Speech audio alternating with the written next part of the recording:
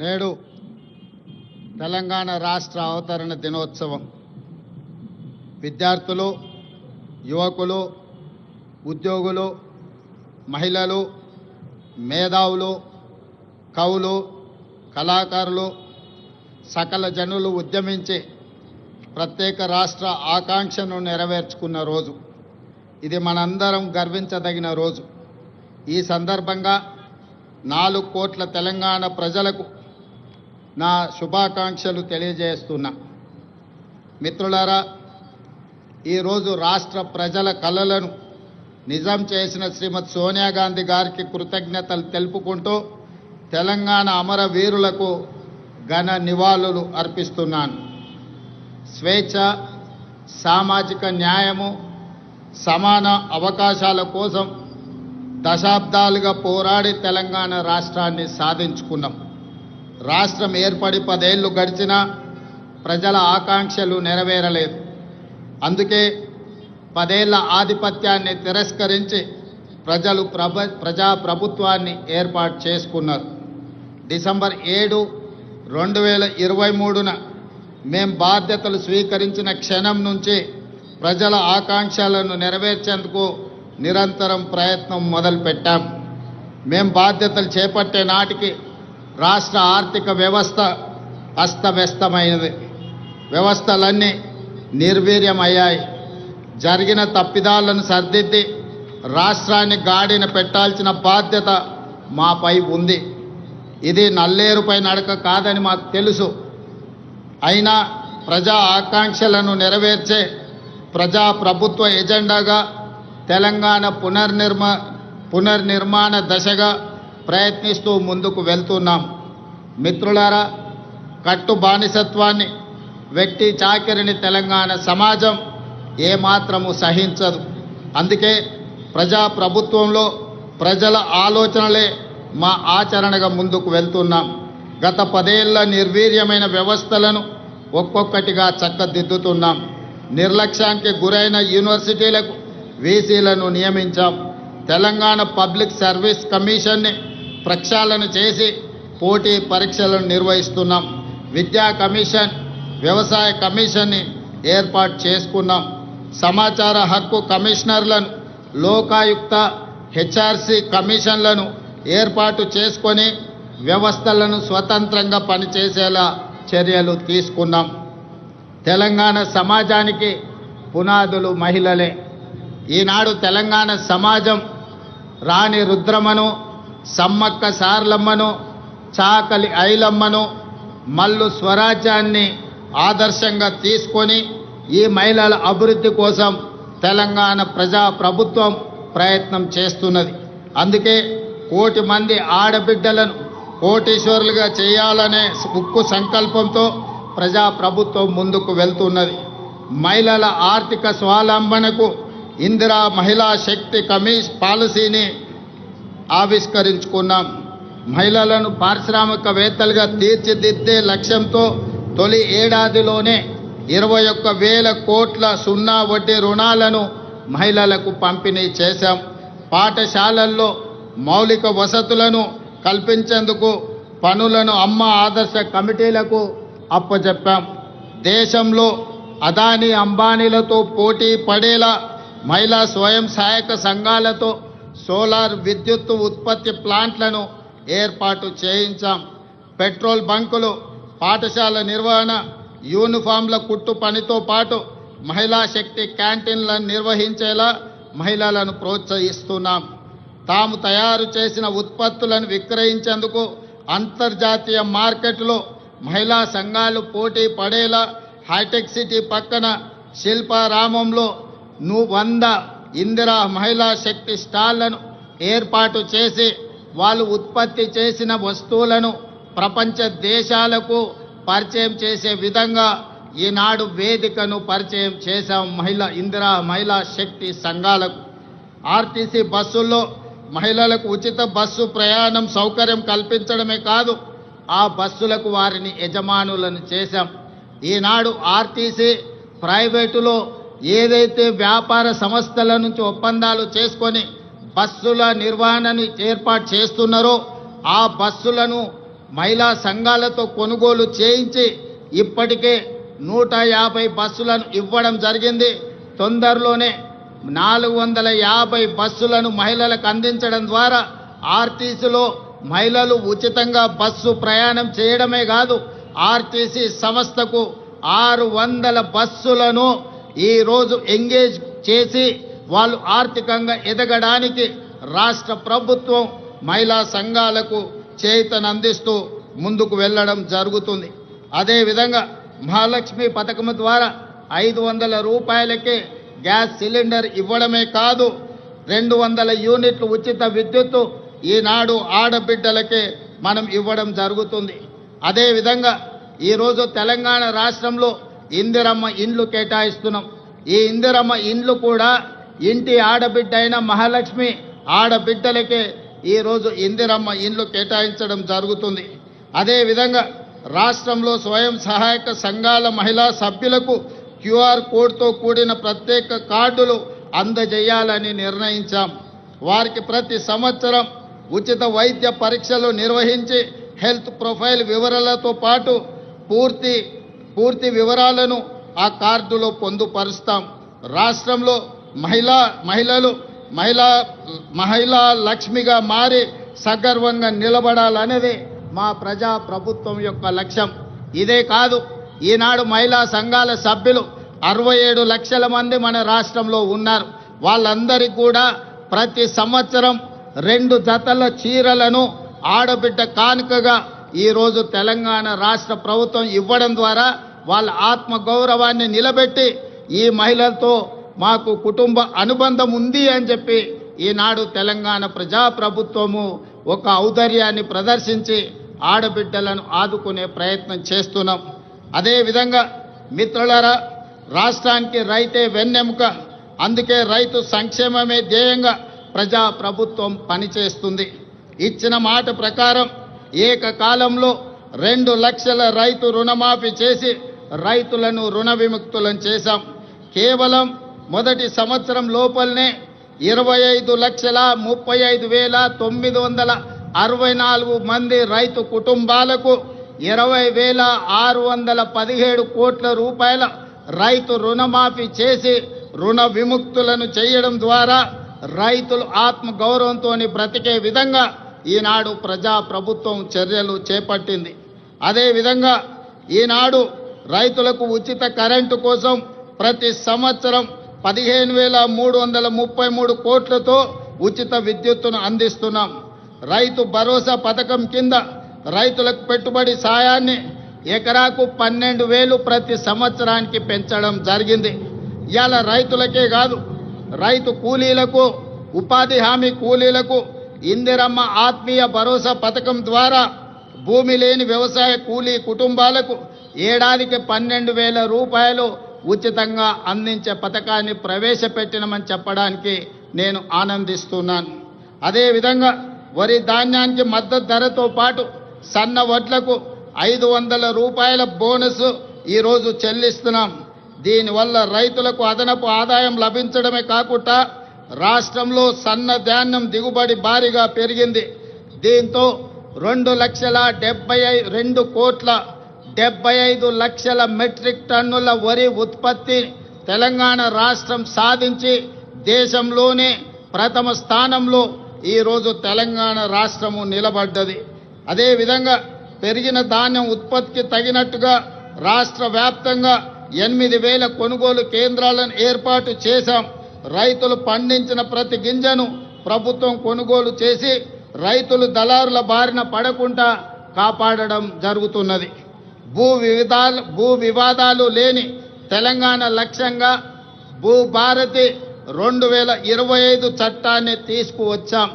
గతంలో ఉన్న ధరణి చట్టం కొద్ది మందికి చుట్టమైతే ఈనాడు భూభారతి చట్టం పేద ప్రజలందరికీ రక్షణ కల్పించే చట్టంగా మార్చి ప్రతి పేదవాడి సమస్యను పరిష్కరించి ఈరోజు అసైన్మెంట్ భూములతో పాటు అడవుల్లో ఉన్న ఆదివాసీలకి అందించిన అటవీ హక్కుల చట్టాలను అమలు చేసి వాళ్ళ భూములకు రక్షణ కల్పించే విధానాన్ని ఈనాడు భూభారతి చట్టంలో మనం తీసుకురావడం జరిగింది. మిత్రులారా, యువత మన భవిష్యత్తు. అందుకే ప్రజాప్రభుత్వం అధికారంలోకి వచ్చిన వెంటనే 16 నెలల్లో దాదాపుగా 60,000 ప్రభుత్వ ఉద్యోగ నియామకాలు చేపట్టడం ద్వారా తెలంగాణ ఉద్యమంలో, తెలంగాణ రాష్ట్ర సాధనలో ముందు భాగాన నిలబడ్డ నిరుద్యోగ యువకులకు ఒక నమ్మకాన్ని, విశ్వాసాన్ని, భరోసాని ఈ ప్రజాప్రభుత్వం అందించడం జరిగింది. ఇదే కాదు, గత 16 నెలల్లో ప్రైవేటు సంస్థల్లో కూడా దాదాపుగా అంతర్జాతీయ పెట్టుబడులు తీసుకొచ్చి 1,00,000 మందికి ఉద్యోగ అవకాశాలు కల్పించడం ద్వారా నిరుద్యోగ సమస్యను పరిష్కరించడమే కాదు, ఈ దేశంలో అత్యల్ప నిరుద్యోగ సమస్యగా ఉన్న రాష్ట్రంగా తెలంగాణ రాష్ట్రము మొట్టమొదటి స్థానంలో ఉన్నది. అదేవిధంగా మిత్రులారా, ఈనాడు ఉద్యోగ నియామకాలలో వైద్య రంగంలో కావచ్చు, పోలీసు రంగంలో కావచ్చు, నీటిపారుదల, సింగరేణి కాలరీస్ ఇలా చెప్పుకుంటూ వెళ్తే ప్రభుత్వంలో ఉన్న ప్రతి ఖాళీలను ఈనాడు భర్తీ చేయడం ద్వారా నిరుద్యోగుల విశ్వాసాన్ని ఈ రాష్ట్ర ప్రభుత్వం చురగొన్నదని చెప్పడానికి నేను చాలా సంతోషిస్తున్నాను. అదేవిధంగా సివిల్స్ పరీక్షలు, ఈనాడు ఈ దేశంలో ఏ రాష్ట్రం అభివృద్ధి చెందాలన్నా సివిల్ సర్వీసెస్కు సంబంధించిన అధికారుల యొక్క ప్రణాళికలు దేశ అభివృద్ధిలో కీలక భాగం పోషిస్తున్నాయి. తెలంగాణ రాష్ట్రం నుంచి సివిల్ సర్వీసుల్లో ఆశించిన మేరకు మన విద్యార్థులకు అవకాశాలు రాకపోవడం వల్ల తెలంగాణ రాష్ట్ర ప్రభుత్వం సివిల్ సర్వీసెస్కు ప్రిపేర్ అవుతున్న వాళ్లకు హైదరాబాదు నగరంలోనే కాదు, ఢిల్లీలో కూడా శిక్షణ పొందడానికి రాజీవ్ యువ వికాసాన్ని అందించడం ద్వారా సివిల్ సర్వీసెస్ ప్రిలిమ్స్కి ఎన్నికైన వాళ్లకు ₹1,00,000, మెయిన్ పరీక్షలకు ఎన్నికైన వాళ్లకు ₹1,00,000 ఆర్థిక సహాయాన్ని అందించడం ద్వారా ఈనాడు దేశంలోనే మన విద్యార్థులు అత్యధికంగా సివిల్ సర్వీసెస్కి ఈరోజు ఎన్నిక కాబడ్డారని చెప్పడానికి నేను సంతోషిస్తున్నాను. అదేవిధంగా యంగ్ ఇండియా స్కిల్స్ యూనివర్సిటీ ఈనాడు విద్యా సంస్థల నుంచి, ముఖ్యంగా ఇంజనీరింగ్ కాలేజీల నుంచి ప్రతి సంవత్సరం 1,10,000 మంది విద్యార్థులు పాస్ అయి సర్టిఫికెట్ తెచ్చుకుంటున్నా ఈరోజు మార్కెట్లో అవసరమైన స్కిల్స్ వాళ్ళకు లేకపోవడం వల్ల ఉద్యోగ ఉపాధి అవకాశాలు కోల్పోతున్నారు. అందుకే తెలంగాణ రాష్ట్ర ప్రభుత్వం ఆలోచన చేసి యంగ్ ఇండియా స్కిల్స్ యూనివర్సిటీని ప్రారంభించడం ద్వారా ఈ విద్యార్థులకు అందులో శిక్షణను అందించి ఉద్యోగ ఉపాధి అవకాశాలు కల్పించడానికి ఈనాడు యంగ్ ఇండియా స్కిల్స్ యూనివర్సిటీని మనం ప్రారంభించుకోవడం జరిగిందని చెప్పడానికి నేను గర్విస్తున్నాను. అదేవిధంగా మొన్న జరిగిన ఒలింపిక్స్లో భారతదేశానికి ఒక్క బంగారు పథకం కూడా రాలేదు. 140 కోట్ల జనాభా ఉన్న, ప్రపంచంలోనే అత్యధిక జనాభా ఉన్న దేశంగా గుర్తింపు పొందిన భారతదేశం ఒలింపిక్స్లో బంగారు పథకాన్ని సాధించకపోవడం మనకు నిజంగా ఆలోచన చేయవలసిన సందర్భం. అందుకే ఈనాడు యువకుల్లో క్రీడాకారులను వెలికి తీయాలి, మట్టిలో మాణిక్యాలను ఈ దేశానికి పరిచయం చేయాలన్న ఆలోచనతోని యంగ్ ఇండియా స్పోర్ట్స్ యూనివర్సిటీని, అదేవిధంగా స్పోర్ట్స్ అకాడమీని ప్రారంభించుకొని రాబోయే 2028 సంవత్సరంలో జరగబోయే ఒలింపిక్స్లో బంగారు పథకాన్ని దేశానికి తెలంగాణ రాష్ట్రం తరఫునే సాధించాలన్న లక్ష్యంతో ఈనాడు యంగ్ ఇండియా స్పోర్ట్స్ యూనివర్సిటీని, అదేవిధంగా అకాడమీని మనం ప్రారంభించుకున్నామని తెలియజేయడానికి నేను సంతోషిస్తున్నాను. అదేవిధంగా యంగ్ ఇండియా ఈరోజు ఇంటిగ్రేటెడ్ రెసిడెన్షియల్ స్కూల్స్, గతంలో ప్రభుత్వాలు SC, ST, BC, minority, EWS కోటాలో ఉండే విద్యార్థులకు వివిధ ప్రాంతాలలో రెసిడెన్షియల్ స్కూళ్ళు నడిపేవాళ్ళు. దాంతో వాళ్ళలో ఒక ఆత్మ న్యూనతా భావము ఏర్పడడానికి అవకాశం ఉంది. అందుకే ఈనాడు తెలంగాణ రాష్ట్ర ప్రభుత్వం ఆలోచన చేసి SC, ST, BC, minority, EWS విద్యార్థులు అందరినీ కూడా ఒకే దగ్గర కలిసిమెలిసి ఒక కుటుంబంలా చదువుకునే విధంగా ఈనాడు యంగ్ ఇండియా ఇంటిగ్రేటెడ్ రెసిడెన్షియల్ స్కూల్స్ని మనం ప్రారంభించుకున్నాం. ప్రతి నియోజకవర్గానికి ఒక యంగ్ ఇండియా ఇంటిగ్రేటెడ్ రెసిడెన్షియల్ స్కూల్ని 25 ఎకరాలలో దాదాపుగా 200 కోట్ల రూపాయలతో నిర్మించాలని 20,000 కోట్ల రూపాయలను ఈనాడు విద్య మీద, వాటికి అవసరమైన మౌలిక వసతులను ఏర్పాటు చేయడానికి ఖర్చు పెట్టాలని ఈ ప్రభుత్వం ముందుకొచ్చి ఈరోజు ఈ కార్యక్రమాలను చేపట్టింది. ఈనాడు విద్య మీద పెట్టే పెట్టుబడిని మేము ఖర్చుగా భావించడం లేదు, భవిష్యత్ తరాల పెట్టుబడి. ఈ దేశ నిర్మాణం, తరగతి గదుల్లోనే ఉన్నది. అందుకే విద్య మీద ఖర్చుగా భావించడం లేదు. మేము ఇది ఒక భవిష్యత్ పెట్టుబడిగా భావిస్తున్నాం. అందుకే ఈనాడు దేశం గర్వించే విధంగా యంగ్ ఇండియా ఇంటిగ్రేటెడ్ రెసిడెన్షియల్ స్కూళ్ళని ఈరోజు మనం ప్రారంభించుకున్నాం. దేశానికే ఆదర్శం. దీనికి ప్రధాన కారణం ఆనాడు పివి నరసింహారావు గారు సర్వేల్ రెసిడెన్షియల్ స్కూల్ మన నల్గొండ జిల్లాలో ప్రారంభిస్తే ఈనాడు దేశానికి ఎంతో మంది ఐఏఎస్ ఐపీఎస్లను అందించారు. మన తెలంగాణ రాష్ట్ర చీఫ్ సెక్రటరీ గారు ఆనాటి పివి నరసింహారావు గారు ప్రారంభించిన సర్వేల్ రెసిడెన్షియల్ స్కూల్ నుంచే అక్కడి విద్యార్థి. ఈనాడు Telangana public service commission chairperson కూడా ఆ సర్వేల్ స్కూల్ నుంచి వచ్చిన ఒక ఐఏఎస్ ఆఫీసర్. అందుకే ఈనాడు మన దేశ భవిష్యత్తు తరగతి గదుల్లో ఉందని ఏదైతే భావిస్తున్నామో అందుకే ఈరోజు అద్భుతమైన మౌలిక వసతులతోని ఇంటిగ్రేటెడ్ రెసిడెన్షియల్ స్కూల్స్ని ఈరోజు ప్రారంభించుకోవడం ద్వారా ఈ దేశానికి అవసరమైన డాక్టర్లను, లాయర్లను, ఇంజనీర్లను, ఐఏఎస్లను, ఐపీఎస్లను, ఇతర ఉన్నతాధికారులను ఈరోజు మనం ఈ దేశానికి అందించడానికి ఒక బృహత్తర కార్యక్రమాన్ని తీసుకున్నాం.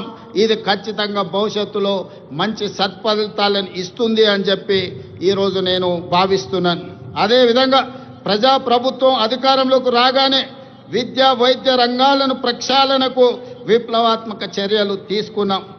అదేవిధంగా మిత్రులారా, ఈరోజు రెసిడెన్షియల్ స్కూళ్లలో చదువుకుంటున్న విద్యార్థులకు దాదాపుగా 10 సంవత్సరాల నుంచి డైట్ ఛార్జెస్ పెంచలేదు. 16 సంవత్సరాలు కాస్మెటిక్ ఛార్జెస్ పెంచలేదు. అందుకే ప్రజాప్రభుత్వం రెసిడెన్షియల్ స్కూల్లో చదువుకుంటున్న పిల్లలకు 40% డైట్ ఛార్జెస్ పెంచడమే కాదు 200% కాస్మెటిక్ ఛార్జెస్ పెంచడం ద్వారా గ్రామీణ ప్రాంతాల నుంచి వచ్చిన తండాలలో, గూడాలలో, మారుమూల పల్లెల్లో పేద కుటుంబాల నుంచి విద్యార్థులు రెసిడెన్షియల్ స్కూల్లో చదువుకుంటున్న వాళ్లకు తల్లిదండ్రుల మీద ఆధారపడకుండా ఈనాడు 200% కాస్మెటిక్ ఛార్జెస్ పెంచడం ద్వారా ప్రతి నెల వాళ్ళకు విధిగా అందించే విధంగా ఈనాడు ప్రభుత్వం చర్యలు చేపట్టి ఆ విద్యార్థులు ఆత్మగౌరవంతో చదువుకునే విధంగా ఈరోజు ప్రభుత్వం చర్యలు చేపట్టిందని చెప్పడానికి నేను ఆనందిస్తున్నాను మిత్రులారా. అదేవిధంగా రాష్ట్రంలోని ఆసుపత్రుల్లో మౌలిక సదుపాయాల అభివృద్ధి చర్యలు తీసుకుంటున్నాం. 100 ఏళ్లకు చరిత్ర కలిగిన ఉస్మానియా ఆసుపత్రికి పూర్వ వైభవం వచ్చే ప్రయత్నం చేస్తున్నాం. అందుకే 30 ఎకరాలలో గోష మహల్లో 2700 కోట్ల రూపాయలతోని నూతన ఉస్మానియా ఆసుపత్రి భవనాన్ని నిర్మించడమే కాకుండా ఈనాడు సనత్ నగర్లో, అల్వార్లో, ఎల్బీ నగర్లో, అదేవిధంగా వరంగల్లో ఉన్న పనులు ప్రారంభమై ఆగిపోయిన పెద్ద ప్రభుత్వ ఆసుపత్రులను పూర్తి చేయడానికి ఈరోజు ప్రభుత్వం చర్యలకు ఉపక్రమించింది. ఇదే కాదు, పేదవాళ్లకు ఉచిత వైద్యాన్ని అందించడానికి రాజీవ్ ఆరోగ్యశ్రీ ద్వారా 10 లక్షల రూపాయల ఉచిత వైద్యాన్ని అందించడం ద్వారా పేదల ఆరోగ్యమే మా ప్రభుత్వం యొక్క బాధ్యత అని చెప్పి ఈరోజు ఆ ప్రయత్నాలతో ముందుకు వెళ్తున్నాం మిత్రులారా. అదేవిధంగా మిత్రులారా, రిజర్వేషన్లకు సంబంధించి బలహీన వర్గాల వారికి అండగా నిలవాలన్నదే మా ప్రజా ప్రభుత్వం యొక్క ఆలోచన. అందుకే ఈరోజు 1931లో దాదాపుగా 100 సంవత్సరాల క్రితం కులగణన జరిగింది దేశంలో జనగణనతో పాటు. మళ్ళీ 2024-25లో ప్రజా ప్రభుత్వం 100 సంవత్సరాల తర్వాత ఈ దేశంలోనే మొట్టమొదటి రాష్ట్రంగా జనగణనతో పాటు కులగణన లెక్కలు తీసి ఈనాడు 100 సంవత్సరాల సుదీర్ఘమైన సమస్యకు ఈరోజు శాశ్వత పరిష్కారం చూపించింది. ఈరోజు ఈ లెక్కలు తీయడం ద్వారా వాస్తవంగా ఉన్న 56.36% ఉన్న బలహీన వర్గాల లెక్కలు తీసి వాళ్లకు 42% రిజర్వేషన్లు, విద్య, ఉద్యోగ, రాజకీయ అవకాశాలు కల్పించాలని ఈనాడు తెలంగాణ ప్రభుత్వం ఈ చర్యలతో ముందుకు వెళుతుంది. ఈరోజు తెలంగాణ రాష్ట్ర ప్రభుత్వం తీసుకున్న ఈ విప్లవాత్మకమైన నిర్ణయం వల్ల కేంద్ర ప్రభుత్వం కూడా రాబోయే జనగణనలో కులగణన చేపట్టాలని నిర్ణయం తీసుకున్నది. తెలంగాణ రాష్ట్రం దేశానికి ఆదర్శంగా నిలబడి కులగణన చేసిందని చెప్పడానికి నేను చాలా సంతోషిస్తున్నాను. అదేవిధంగా మీకందరికీ తెలుసు, ఎస్సీ కులాల ఉపకులాల వర్గీకరణ దాదాపుగా 40 సంవత్సరాల నుంచి ఎన్నో పోరాటాలు చేసి ఎంతో మంది అమరులై సుప్రీంకోర్టు జడ్జిమెంట్ తీసుకొస్తే ఎస్సీ కులాల వర్గీకరణ మొట్టమొదటి రాష్ట్రం తెలంగాణలోనే మా ఎస్సీలకు ఉన్న 15% రిజర్వేషన్ని గ్రూప్ 1కు 1%, గ్రూప్ 2కి 5%, గ్రూప్ 3కి 9% ఇవ్వడం ద్వారా ఎస్సీ కులాల వర్గీకరణ చేసి దేశంలోనే మొదటి రాష్ట్రంగా వర్గీకరణ చేసిన రాష్ట్రంగా మనం ముందు బాగాన నిలబడ్డాం.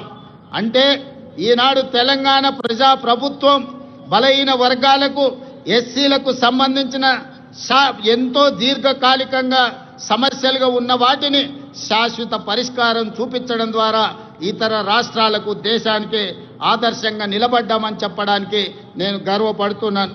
మిత్రులారా, అదేవిధంగా సంక్షేమ పథకాలను పటిష్టంగా అమలు చేసి పేదలకు ప్రజా ప్రభుత్వం అండగా నిలుస్తుంది. ఇల్లు లేని నిరుపేదల కోసం ఇందిరమ్మ ఇండ్ల పథకం ద్వారా ఇంటి నిర్మాణానికి 5 లక్షల ఆర్థిక సహాయం అందిస్తున్నాం.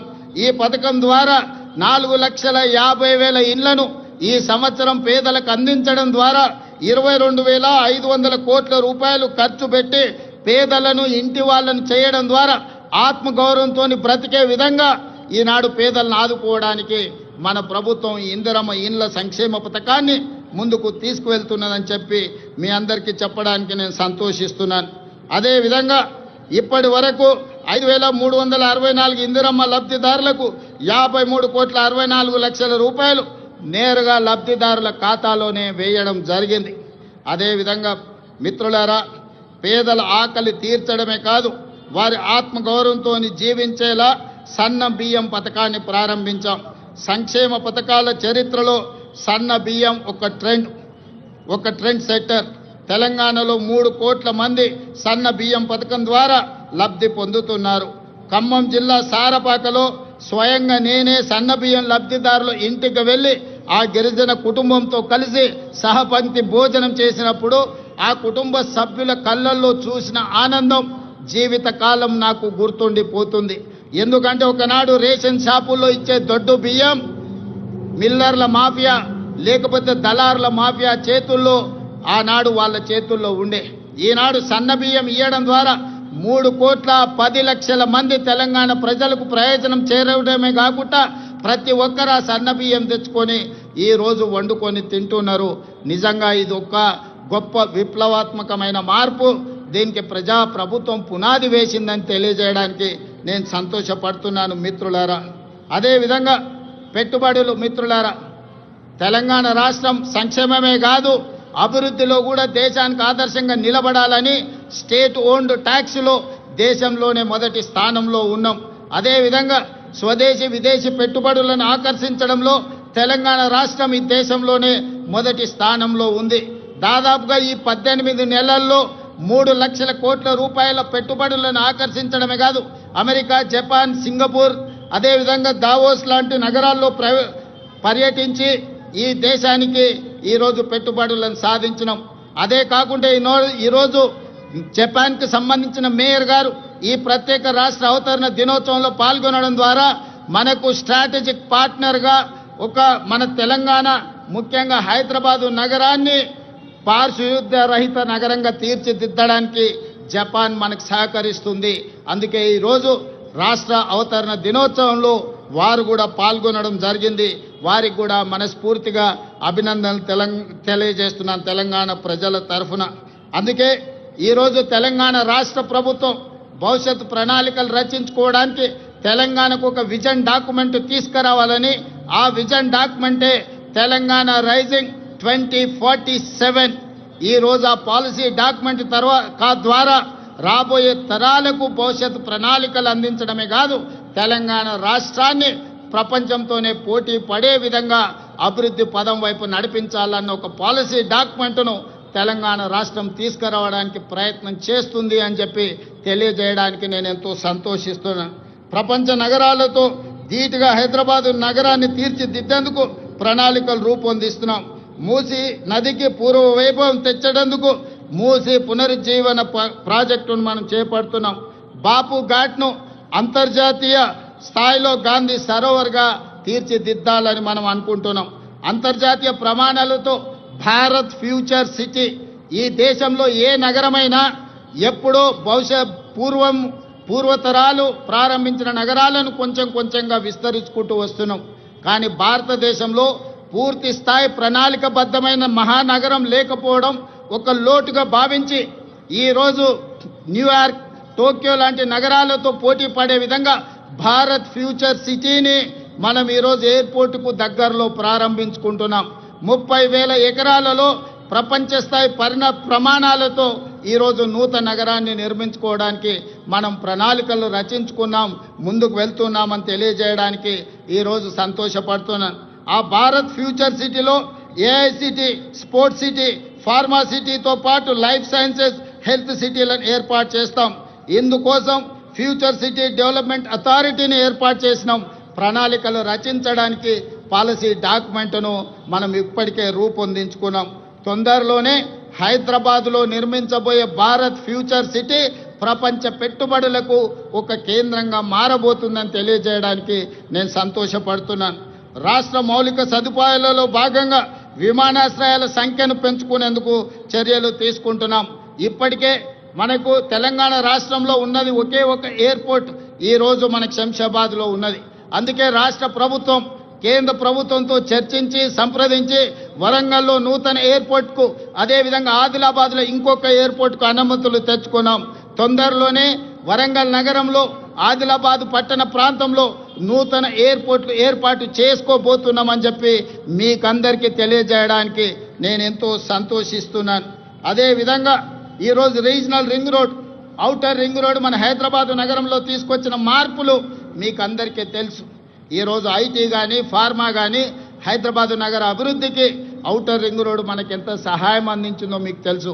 160 కిలోమీటర్ల ఔటర్ రింగ్ రోడ్ ఇంత అభివృద్ధి చేస్తే ఈనాడు రీజనల్ రింగ్ రోడ్డును ప్లాన్ చేస్తున్నాం. RRRని 360 కిలోమీటర్ల పొడవున హైదరాబాద్ తెలంగాణ నగరాన్ని చుట్టుముట్టే విధంగా ఈరోజు రీజనల్ రింగ్ రోడ్డును మనము నిర్మించుకోబోతున్నామని తెలియజేయడానికి నేను సంతోషపడుతున్నాను. రీజనల్ రింగ్ రోడే కాదు, ఔటర్ రింగ్ రోడ్డు నుంచి రీజనల్ రింగ్ రోడ్డు వరకు రేడియల్ రోడ్లను వేసుకోవడం ద్వారా మన నగరాన్ని మహానగరంగా ప్రపంచ దేశాలతో పోటీ పడే విధంగా తీర్చిదిద్దాలని ఈనాడు తెలంగాణ ప్రభుత్వం ఉక్కు సంకల్పంతో ముందుకు వెళ్తున్నది. దీనికి మీరు అందించిన సహకారానికి నేను మనస్ఫూర్తిగా కృతజ్ఞతలు తెలియజేస్తున్నాను. అదేవిధంగా హైదరాబాద్ నగరంలో ఈ పక్క నుంచి వెళ్తున్న మెట్రో మీరు అందరూ చూస్తున్నారు. ఆనాడు కీర్తిశేషులు జైపాల్ రెడ్డి గారు పట్టణాభివృద్ధి శాఖ మంత్రిగా ఉన్నప్పుడు డాక్టర్ వైఎస్ రాజశేఖర రెడ్డి గారు ముఖ్యమంత్రిగా ఈ మెట్రోను మన హైదరాబాద్ నగరానికి పరిచయం చేశారు. ఆనాడు దేశంలోనే 2వ స్థానంలో ఉండే ఈ 12-13 ఏళ్ళు మెట్రో విస్తరించకపోవడం వల్ల 9వ స్థానానికి హైదరాబాదు నగరం పడిపోయింది.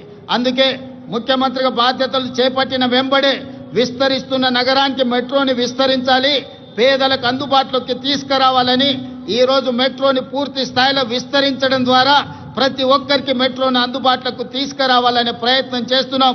తొందరలోనే మెట్రో విస్తరణ పనులను కూడా ప్రారంభించుకోబోతున్నామని మీకు అందరికీ చాలా సంతోషంతో తెలియజేస్తున్నాను మిత్రులారా. అదేవిధంగా శాంతి భద్రతలు ఎక్కడైనా ప్రపంచంలో పెట్టుబడులు రావాలంటే దేశంలో శాంతి భద్రతలు ఉండాలి.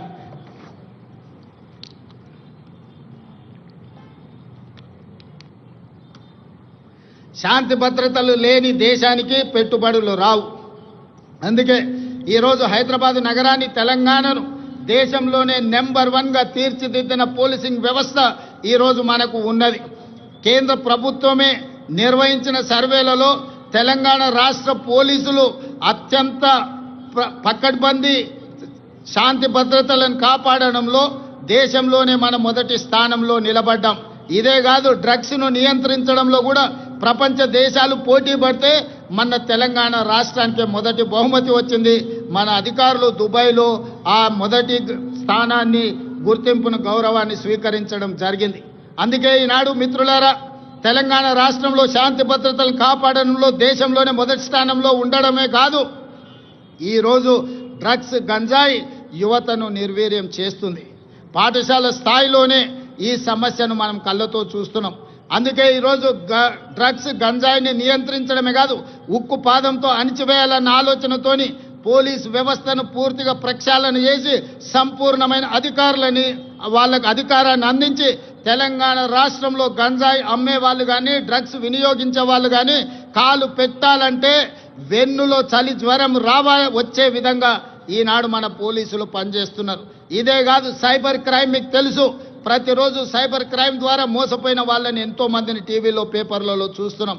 ఈరోజు సైబర్ క్రైమ్లో నష్టపోయిన వాళ్ళను కోట్లాది రూపాయలను రికవరీ చేయడమే కాకుండా దేశంలో అత్యంత పకడ్బందీ సైబర్ క్రైమ్ను నియంత్రించే వ్యవస్థ ఈనాడు తెలంగాణ రాష్ట్ర పోలీసులు నిర్వహిస్తున్నందుకు వాళ్ళని అభినందించడమే కాదు, ఇంత గొప్పగా మనం శాంతి భద్రతలను కాపాడుతున్నామని తెలియజేయడానికి నేను గర్వపడుతున్నాను, నేను ఆనందిస్తున్నాను మిత్రులారా.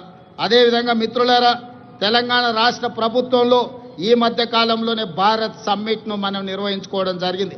భారత్ సమ్మిట్ ద్వారా దాదాపుగా 100 దేశాలకు సంబంధించిన ప్రతినిధులు హైదరాబాదు నగరానికి వచ్చి తెలంగాణ రాష్ట్రంలో పెట్టుబడులకు అనువైన అంశాలను, పరిపాలనలో సరళీకృతమైన విధానాలను, అదేవిధంగా ఇక్కడ ఉన్న శాంతి భద్రతలను, ప్రభుత్వం ఇస్తున్న అనుమతులతో పాటు ఇక్కడ ప్రజల యొక్క హక్కులను కాపాడడానికి ప్రజాస్వామిక వ్యవస్థలను బలోపేతం చేసి ప్రపంచానికే ఆదర్శంగా నిలబడి డాక్టర్ బాబాసాహెబ్ అంబేద్కర్ గారు అందించిన రాజ్యాంగాన్ని తూచా తప్పకుండా అమలు చేస్తున్న తెలంగాణ ప్రభుత్వం గురించి భారత్ సమ్మిట్లో 100 పైగా దేశాలు పాల్గొని 3 రోజులు తెలంగాణ రాష్ట్ర ప్రభుత్వం తీసుకుంటున్న చర్యలను నిశితంగా గమనించి వాళ్ళు అభినందించడమే కాదు, 100 దేశాలలో ఈరోజు తెలంగాణ రాష్ట్రం గురించి, హైదరాబాదు నగరం గురించి వాళ్ళు ప్రచారం కల్పిస్తున్నారని చెప్పడానికి నేను సంతోషపడుతున్నాను.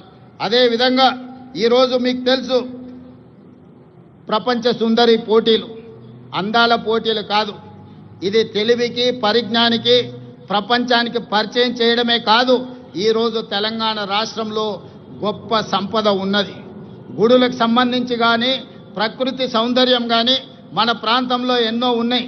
రామప్ప దేవాలయం, 1000 స్తంభాల గుడి, అదేవిధంగా యాదగిరిగుట్ట టెంపుల్, ఈరోజు హైదరాబాద్లో చౌమల ప్యాలెస్ కావచ్చు, చార్మినార్ కావచ్చు, చార్మినార్ ప్రాంతంలో ఉన్న చుడీ బజార్ కావచ్చు, లాడ్ బజార్ కావచ్చు, ఇలా తెలంగాణ రాష్ట్రంలో ఉన్న గొప్ప గొప్ప కట్టడాలను, అదేవిధంగా ఈ అంతర్జాతీయ స్థాయిలో మన ఉత్పత్తి చేస్తున్న ప్రోడక్ట్స్ని అన్నిటిని కూడా ప్రపంచానికి పరిచయం చేయడానికి ఈరోజు ప్రపంచ సుందరి పోటీలను నిర్వహించడం జరిగింది.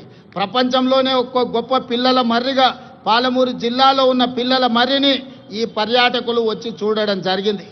ఈరోజు 108 దేశాలకు సంబంధించిన ప్రతినిధులు ఈ ప్రపంచ సుందరి పోటీలలో పాల్గొనడం జరిగింది. 25 రోజులు ఇక్కడ అన్ని రకాలుగా రక్షణ కల్పించి అన్ని ఏర్పాట్లను మన టూరిజం డిపార్ట్మెంట్ చేయడం ద్వారా ఈరోజు ప్రపంచానికే హైదరాబాదు నగరం, తెలంగాణ రాష్ట్రం పెట్టుబడులకు అనువైన కేంద్రంగా ప్రభుత్వం ఇతర దేశాల నుంచి వచ్చిన పర్యాటకులకు రక్షణ కల్పిస్తుంది. వాళ్ళందరూ కూడా ఈ రాష్ట్రంలో పర్యటించవచ్చు. ఈ రాష్ట్రంలో పర్యాటకులు చూడడానికి అద్భుతమైన కట్టడాలతో పాటు ప్రకృతి సౌందర్యం ఉంది అని ఈరోజు ప్రపంచానికి చాటి చెప్పడం జరిగింది. టూరిజం డిపార్ట్మెంట్ కూడా ఒక గొప్ప కార్యక్రమాన్ని తీసుకొని అద్భుతంగా నిర్వహించిందని మీ అందరికీ తెలియజేయడానికి నేను సంతోషపడుతున్నాను. అదేవిధంగా మిత్రులారా, 2047 నాటికి భారతదేశానికి స్వతంత్రం వచ్చి 100 సంవత్సరాలు పూర్తి చేసుకోబోతుంది. 1947 15 ఆగస్టు నాడు స్వతంత్రం వస్తే 15 ఆగస్టు 2047 నాటికి 100 సంవత్సరాలు మనము ఈ స్వేచ్ఛను ఈరోజు మనం అనుభవిస్తున్న స్వతంత్రాన్ని పూర్తి చేసుకోబోతున్నాం. కాబట్టి 100 సంవత్సరాల స్వతంత్రాన్ని నిర్వహించుకోబోతున్న మనము ఒక గొప్ప లక్ష్యంతో తెలంగాణ రాష్ట్రాన్ని అభివృద్ధి పదం వైపు నడిపించాలని ఈనాడు ప్రజాప్రభుత్వం నిర్ణయం తీసుకున్నది. దాంట్లో భాగంగానే తెలంగాణ రైజింగ్ 2047 అనే ఒక పాలసీ డాక్యుమెంట్ను, ఒక విజన్ డాక్యుమెంట్ను తీసుకురావడం ద్వారా ప్రపంచంతో పోటీ పడాలి అని ఈరోజు మనం నిర్ణయించుకున్నాం. అందుకే 2047 నాటికి భారతదేశం $30 ట్రిలియన్ ఎకానమీకి చేరాలని ప్రయత్నం చేస్తున్నది, లక్ష్యం పెట్టుకొని పని చేస్తున్నది. మరి భారతదేశం ప్రభుత్వం $30 ట్రిలియన్ ఎకానమీని ఈరోజు దృష్టిలో పెట్టుకొని ప్రణాళికలు చేసుకుంటే తెలంగాణ రాష్ట్ర ప్రభుత్వం అందులో భాగస్వామి కావాలి, అగ్రభాగాన నిలబడాలి అని తెలంగాణ రైజింగ్ 2047 పాలసీ డాక్యుమెంట్ తీసుకొచ్చినాం. అందుకే ఈరోజు పరిశ్రమల కోసం, వ్యాపార సంస్థల కోసం, విద్యా ఉపాధి అవకాశాల కోసం అన్ని రకాలను మనం ఈరోజు అన్ని రకాల పాలసీలను తెచ్చుకోవడమే కాకుండా energy policy, tourism policy, industrial policy, investment policy, అదేవిధంగా హెల్త్ పాలసీ, ఇట్లాంటి పాలసీలు అన్నీ కూడా తెలంగాణ రాష్ట్ర ప్రభుత్వం ఈ మధ్యలోనే ప్రజలకు పరిచయం చేయడం జరిగింది. ఈ పాలసీలు అన్నిటిని కలిపితే తెలంగాణ రైజింగ్ 2047 తద్వారా తెలంగాణ రాష్ట్రాన్ని ప్రపంచంతో పోటీ పడే విధంగా తీర్చిదిద్దాలన్నదే మా ఆలోచన. అందులో భాగంగా రాబోయే 10 సంవత్సరాలలో తెలంగాణ రాష్ట్రం యొక్క ఆదాయాన్ని $1 ట్రిలియన్ ఎకానమీగా మార్చి, అదే విధంగా 2047 నాటికి దేశం $30 ట్రిలియన్ ఎకానమీకి చేరాలంటే తెలంగాణ రాష్ట్రం $3 ట్రిలియన్ ఎకానమీగా మారాలి అని ఈరోజు లక్ష్యం పెట్టుకొని ముందుకు వెళ్తున్నాం. ఈరోజు దేశ జనాభాలో 2.5% ఉన్నాం, కానీ జీడిపిలో 5% మనం అందిస్తున్నాం. రేపు భవిష్యత్తులో 2047 నాటికి 10% జీడిపిని అందించే విధంగా తెలంగాణ రాష్ట్రాన్ని తీర్చిదిద్దాలంటే industrial policy, infrastructure policy, investment policies అన్నిటిని కూడా తీసుకొచ్చి ఈ దేశంలోనే అగ్రగామిగా రాష్ట్రాన్ని తీర్చిదిద్దాలని మేము ప్రయత్నం చేస్తున్నాం. అందుకే మిత్రులారా, ముఖ్యంగా యువ మిత్రులారా, డాక్టర్లు, లాయర్లు, ఇంజనీర్లు, ఈ సమాజంలో ఉన్న IAS, IPSలకు అందరికీ, వ్యాపార వర్గాలకు నా సూచన ఒక్కటే. తెలంగాణ రాష్ట్ర ప్రభుత్వం ఏ లక్ష్యంతోనైతే ముందుకు వెళ్తుందో, ఏ లక్ష్యాన్ని సాధించాలి, ఏ లక్ష్యాన్ని ముద్దాడాలి అని మేము ముందుకు బయలుదేరినామో మీ ఆశీర్వాదం ఉండాలి, మీరు అండగా నిలబడాలి. ఈనాడు తెలంగాణ రాష్ట్రం దేశానికి కాదు ప్రపంచానికి ఆదర్శంగా తీర్చిదిద్దాలంటే మీరందరూ అండగా నిలబడండి, ఆశీర్వదించండి. ప్రపంచంలోనే అగ్ర రాష్ట్రంగా తెలంగాణ రాష్ట్రాన్ని తీర్చిదిద్ది ఆదర్శమైన రాజకీయాలకు, ఆదర్శవంతమైన అభివృద్ధికి తెలంగాణ రాష్ట్రం కేర్ ఆఫ్ అడ్రస్గా తీర్చిదిద్దుతాం. హైదరాబాదు నగరాన్ని ప్రపంచ నగరాలతో పోటీ పడే విధంగా తీర్చిదిద్దాలి. దీనికోసం నిరంతరం పనిచేసే ప్రభుత్వ సిబ్బందే కాదు, రాజకీయ సహచరులందరూ కూడా సంపూర్ణమైన సహకారాన్ని అందిస్తున్నారు. ప్రజలందరికీ 4 కోట్ల తెలంగాణ ప్రజలకు నూతన రాష్ట్ర ఏర్పాటు శుభాకాంక్షలు తెలియజేయడమే కాదు, భవిష్యత్తు లక్ష్యాన్ని దృష్టిలో పెట్టుకొని మనందరం కలిసికట్టుగా ఏకమై మనందరం కూడా ముందుకు సాగాలి. మీ అందరి ఆశీర్వాదం ఉండాలి. తప్పకుండా తెలంగాణ రాష్ట్రాన్ని దేశంలో అగ్రగామి రాష్ట్రంగా నిలబెడతానని మీకు అందరికీ తెలియజేస్తూ మీ అందరి దగ్గర సెలవు తీసుకుంటున్నా. ధన్యవాదాలు మిత్రులారా.